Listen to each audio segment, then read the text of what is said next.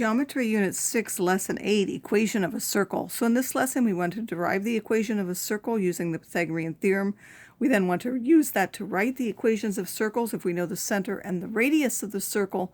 And finally, if we're given a general equation of a circle, we want to be able to complete the square to find the center and radius and put it in the center radius form. And we also want to see if points are actually on a circle. So a circle we know is the set of all points that are a fixed distance away. We fix that distance with our compass, and as we swing around, every one of those points is the same distance away from the center, HK. So now if we find any point on that circle, we can drop a vertical line and draw across from the center a horizontal line, and they will meet at some point A on that circle. We can find their lengths, and first of all, the coordinate of that point, we know that it's at the same height as this point, so the y-coordinate has to be k, and then we know it's on the same vertical line as that p, so it has to be the point xk, because we've gone out x to match this one. So those points are xk. Then what are the lengths of these? Well, we would take x minus h for this vertical distance, that would be CA, and we'll really take the absolute value because this x could really be over here and the h could actually be bigger. We drew it on this side, but it could be anywhere there, so we'll have to take the absolute value. And then if we take PA, well, the x's are the same now, we just need the absolute value of the difference between those two. The Pythagorean theorem says we're going to square this and square this. When you square an absolute value, the absolute value we don't need to really write anymore. We're just going to take a squared plus b squared, and that has to be equal to now c squared. That is the length of the radius, so that's the radius squared. That brings us to the equation of a circle. If any point is on the circle, this has to be true. Now, if we knew that the center was the origin, that means that HK is 0, 0, so what will that equation become? So if this is 0 and this is 0, you're subtracting 0, you don't write that, you just get that x squared plus y squared is equal to r squared. So now anytime we're given the center and the radius, we want to be able to write the equation. So it says write the equation of the circle with center minus 2, 5 and radius 3. You're going to take x and subtract the x value of the center. This is the h, that's the k. Subtracting a minus 2 will give you a plus 2. So if it's a negative, it will become a plus. And then you're going to add the y minus the y value of the radius, which is 5. That's positive, so you'll actually end up subtracting. And then it's going to be the radius squared. Well, 3 squared is 9. That will be the equation of our circle.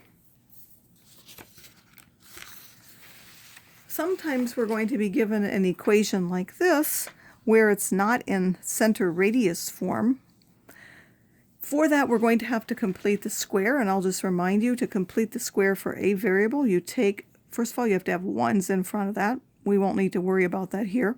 There'll always be ones. But if you didn't, you would have to divide by those first. And then you're going to take what's in front of the x, divide that by 2, and square that. That's what you're going to add here. And then you would add it to the other side of the equation as well. And then here you would take this and divide by 2, square that, and add that to both sides of the equation. Then you're going to factor these to get a something squared, factor these to get something squared, and then this will be your radius squared. So it says find the center and the radius of the circle from this equation. We're going to take the number in front of the a, divide that by 2. That's minus 2 squared is 4. So after this term, we're going to add that 4, which we'll do here. And because we're adding it to this side to keep the equation the same, we have to also add it to that side, so I'm going to add it here as well. Then I'm going to do the same thing for the y equation. I'm going to look at the number in front of the y. I'm going to take that and divide by 2. 2 divided by 2 is 1. 1 squared is 1. So now for this one, I want to add 1 here. And then in order to keep those equations the same, I have to add 1 to the other side as well. Now I'm going to take these two and factor them. We know it's going to be something squared. So we're taking the number we squared to get that, because this is minus. This will still be minus. That's x minus 2 squared. And what number did we square to get that? That was 1. because this is a plus, that will be a plus. So that's a plus 1 squared, and then this is 20 plus 5, or 25. And now that we have it written that way, what is the center? Remember, this is what you're subtracting, so we're subtracting a 2, and here we would be subtracting a minus 1, because it will have the opposite sign of this. And then this is r squared, that's the radius squared, so we know the radius is the square root of that, or 5. And now I can graph that by going to 2 minus 1, and then with my compass I am going to measure out 5 from here. So you can use your compass to get a good circle. And hopefully that's, again, I can't really see very well here. My camera is right above the paper. And that looks like it's a little short now, so I'm going to try to, and I cannot see. Well, it'll be approximately right, maybe a little off again, as many of my constructions are. You can't really see what you're doing. That should be 5, 1, 2, 3. That's off. I don't know what I've done. I bumped it or something. Either my paper or I tore a hole. That's also well, yeah, if you can't keep it in the hole there. So that's approximately my circle. Again, it's not perfect, but that would be the approximate circle, better than I would have done by hand if I tried to keep the radius as 5. But it has to go through those 4 points, 1, 2, 3, 4, 5, and then up 1, 2, 3, 4, 5, and then over 1, 2, 3, 4, 5. It mostly looks like it goes through those, and then the rest would be the same radius. I'm a little bit off. My compass kept moving.